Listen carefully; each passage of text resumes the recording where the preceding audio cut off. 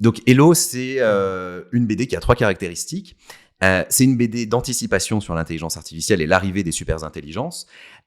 C'est donc une BD qui est fondée sur mes travaux de prospective. On va suivre un scientifique chercheur en IA en France, sa compagne qui est ingénieure en IA qui va un peu lui piquer ses travaux et les passer à l'échelle dans une boîte aux États-Unis.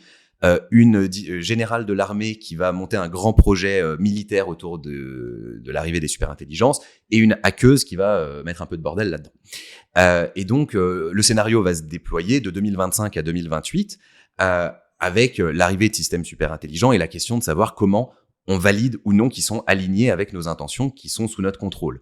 Là où des super intelligences sont aussi super manipulatrices, super menteuses, etc. Donc le scénario est une fiction qu'on peut lire juste pour le kiff d'une fiction, mais en fait, comme elle s'appuie sur mes travaux de prospective, elle est complètement inspirée de plein de faits réels et de travaux réels. Et donc tout au long de la BD, si tu as envie, tu as des petits QR codes qui sont cachés dans les planches que tu peux scanner et tu vas découvrir tous les faits réels et les travaux tout à fait scientifiques ou de prospective, etc., qui ont servi à inspirer le scénario de la BD. Donc tu peux apprendre plein de choses. Donc on a utilisé l'IA uniquement pour prompter les personnages de la BD. C'est pas des strips de BD classiques, c'est des grandes planches artistiques. Donc on a les personnages qui sont promptés et leur mise en scène dans ces planches-là, l'esthétique des planches, tout ça, c'est Nathalie qui le fait. Et chaque planche est vraiment une espèce de tableau d'œuvre d'art.